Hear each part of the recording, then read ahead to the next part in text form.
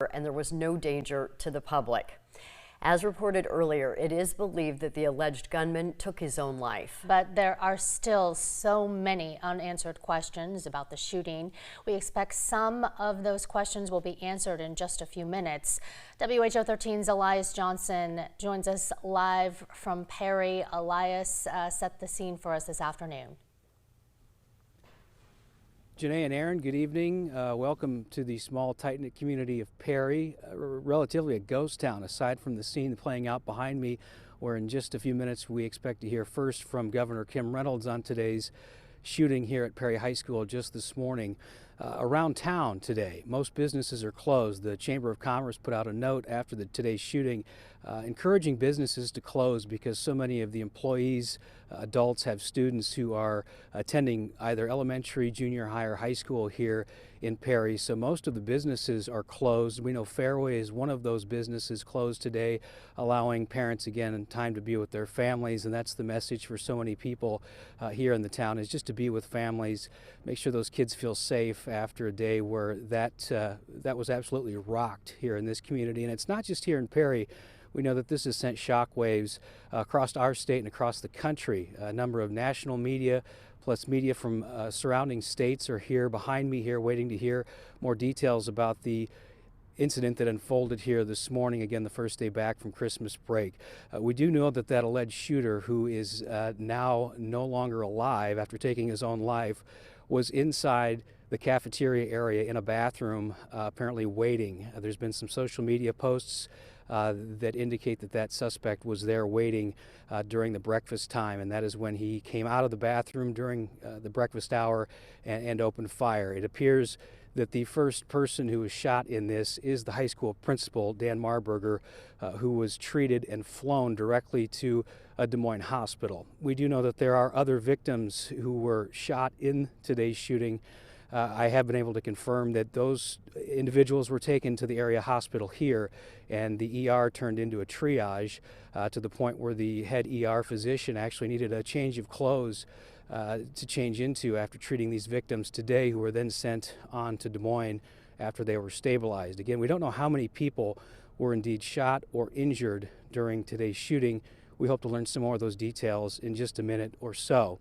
But meanwhile, again, around town, very calm, very quiet scene, not a whole lot going on. Aside from Governor Reynolds, we expect to hear from the sheriff here in the county, as well as the chief of police, to give an update on today's response, as well as ongoing efforts, because at the end of the day, with the suspected shooter no longer being alive, there won't be justice, there won't be resolution. It's just a day of loss and reflection for a number of people in this community.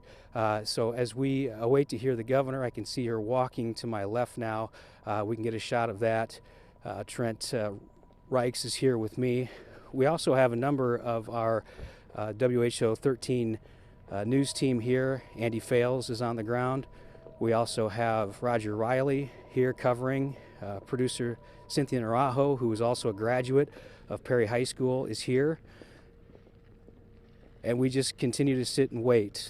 Lieutenant Governor Adam Gregg is also here accompanying Governor Reynolds on a very sad day here in the Perry community. And as Governor Reynolds steps up to the podium, we'll get an update from her.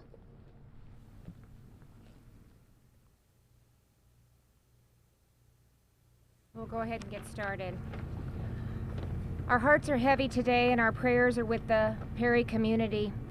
This strikes at the heart of everything that we hold dear. This senseless tragedy has shaken our entire state to the core, and I want this community to know that every Iowan stands with you. It's impossible to understand why anything like this happens, but again, I want you to know that we'll work tirelessly to get the answers so that we can prevent it from happening again. I want to take a moment this afternoon to recognize the immediate and courageous response of local law enforcement today, and the incredible coordination between local police, first responders, the Dallas County Sheriff's Office, the Iowa State Patrol, DCI, ATF, and the FBI and multiple healthcare providers. I had the opportunity a few moments ago to speak with some of the officers involved, and in a situation like this, as we all know, every minute counts. And their heroic actions today, we can say, saved lives. The response was tremendous, and we're extremely grateful. The full resources of the state government will be available to assist in the response and, of course, the community's recovery from this tragic event. The mental health region has social workers that are embedded in the school district and will provide counseling services for the students, the families, and the staff. As you all know, this is an ongoing investigation, so law enforcement will brief you only on what they can at this time, and they will provide additional information as it becomes available. And so with that, I'd like to turn it over to the Chief.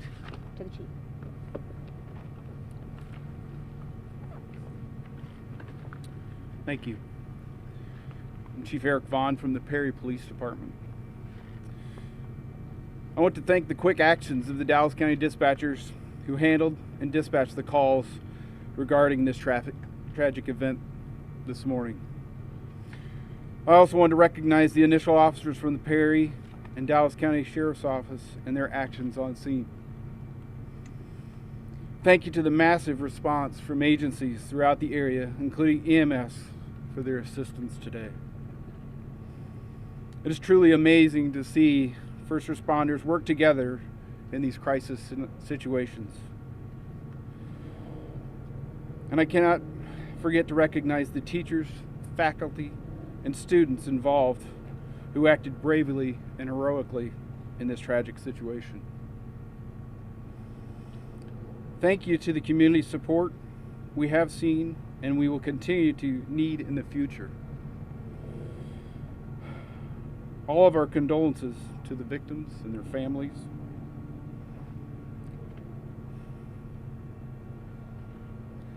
They need your thoughts and prayers, as well as time and space to process and to grieve.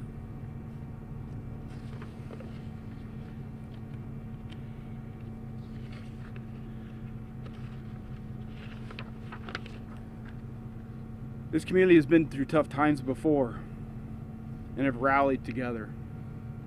I'm sure this time will be no different. Thank you. I introduce Mitch Mortvedt from DCI. Thank you, Chief. My name's Mitch Mortvedt. I'm an assistant director with the Iowa Division of Criminal Investigation. At 7:37 a.m., on January 4th, 2024, the Perry Police Department responded to an active shooter event at Perry High School. Meanwhile, Dallas County Communications was also receiving multiple 911 calls of an active shooter at the high school. Perry police officers responded within minutes.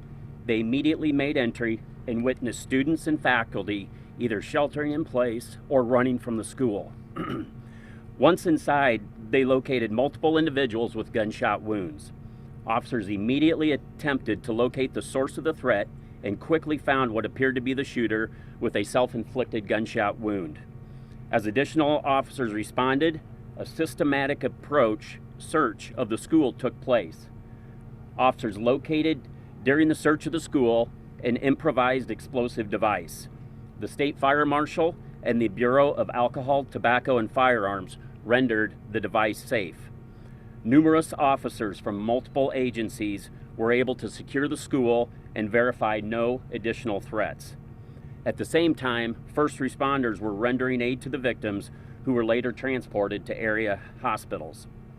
The shooter has been identified as 17-year-old Dylan Butler, a student at Perry High School.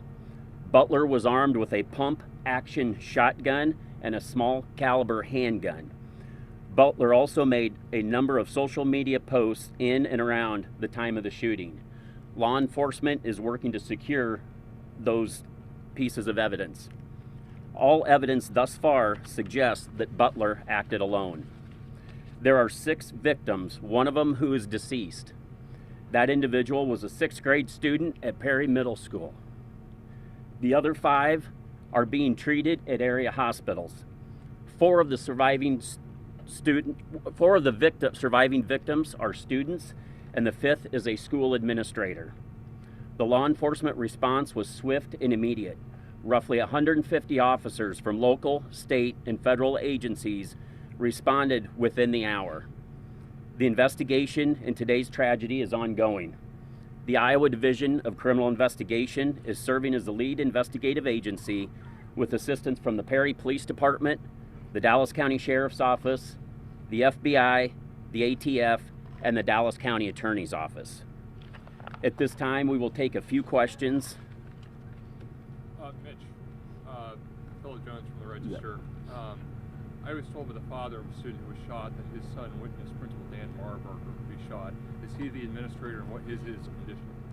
The investigation's ongoing, and we're not releasing any other names other than Dylan Butler's name at this time. Can you give us any indication as to motive for this? I know this is ongoing, but... Anything into the background of him is part of the investigation, and we're obviously going to take a deep dive into that, but there's nothing that we can release at this time. Yeah, could you give us the status of the other 5 who are in the hospital? Are they stable? Are they critical? At this time, it's my understanding as of about an hour ago, one was in critical condition but appeared not to be life-threatening, and the other 4 are stable. Is any racial motivation in this shooting, and are there any Latino victims? As far as the ethnicity of the victims, I'm not sure, and there's nothing to indicate at this time that it had anything to do with race. As far as motive, again, that's part of the background investigation, and that's something that we're continuing to look into. Sir, excuse me, there's a video online. Is there any credibility to this video naming this man as the shooter? I haven't seen the video, and that I don't know at this time, but law enforcement is working to secure those pieces of evidence, as I mentioned in the statement, so there's nothing more that we can comment on about that. This is the first time that we've heard someone from the middle school being involved in the shooting. Do you have an idea as to the path this suspect took? It all happened in the Perry High School, and it was before school started, so there were not many students, and it's our understanding that there was a breakfast program going on, so there may have been students of different grades, if you will, in the school at that time. But it all was contained in the Perry High School, not in any of the other buildings. How many shots were fired from which weapons? That's still part of the investigation. We're trying to determine that. How sophisticated was the IED? The explosive device? I'm sorry, one of you? The explosive device? Yes. What else can you tell us? Not much about it, other than it was pretty rudimentary, and it was rendered safe by, like I said, the State Fire Marshal and the ATF. Can I ask a question of the governor? Given that the investigation is ongoing, and this is a local and state matter, you know, however, the eyes of the world are on Iowa over the next 11 days. How should the candidates running for president talk about what happened today? Well, I'll let them. The issue of school violence generally. I'll let them decide how they're going to talk about it. We're going to focus on the investigation, and we're going to focus on making sure that we provide the resources that the community, the teachers, the staff, those that are involved, the families, that we're providing the resources that they need during this difficult time. So that's what I'm going to be focused on, the state of Iowa is going to be focused on, and I'll let the candidates decide what they're going to focus on. You worry they might politicize it? We're going to take no more questions at this time. What does the Thank you. For school safety for other schools in the area that we're looking at this year, what does school safety look like going forward here in Iowa? I mean, as it was commented on by the chief, that, and by the governor as well, that you know, everybody reacted the way they should, and it's obvious that training, first of all, at the school level, you know, with faculty and students, everybody reacted absolutely appropriately the way they should, as well as law enforcement as they are entering the building. You said the suspect had a self-inflicted gunshot wound. Is the suspect dead? Thank you. Is the suspect dead? How the school safety bureau responds. Is the suspect deceased? And again, that's the very latest update on today's deadly shooting. We can confirm now here at Perry High School quite a bit of new information here that we did not know before. Most importantly, that one of these students who was confirmed killed in this shooting is a 6th grade student. And the suspect in this suspected shooter in this case is also confirmed dead, identified as 17-year-old Dylan Butler, a student here at Perry High School. Another piece of information that was new today was that primitive yet active possible explosive device that was uncovered and then dismantled here by authorities on scene after this shooting. Still a lot more to get to as we will continue to stay here in Perry throughout the rest of this evening and bring you more updates and more from the community here, which again is a very special place, tight-knit community. We'll hear some more stories from those who call this place home, and will continue to call this place home. And we'll bring you those stories throughout our newscasts here. Trying to get this evening. IFB. For now, reporting in Perry, Elias Johnson, WHO 13 News. We'll send it back to you. All right, thank you so much, Elias. And just to recap, I think one of the main things we learned just now from this news briefing is that there were 6 victims in this case. Earlier today, it was our understanding that there were 3 people that had been shot, but 6 people were shot. A 6th grade student was killed in this shooting that happened at Perry High School. And then we know that 4 students and 1 administrator are being treated now at Des Moines area hospitals. And we just know a little bit more about the status of those victims as of the last hour. DCI Special Agent in Charge Mitch Mortvat talking about 1, to the best of his knowledge, in critical condition, the other 3 in stable condition. So that is the latest. One of the things that we were trying to figure out, how many people were involved in and what are their status. Okay, that wraps things up for us right now. Please stay with us here on WHO 13. We'll see you for the news at 4.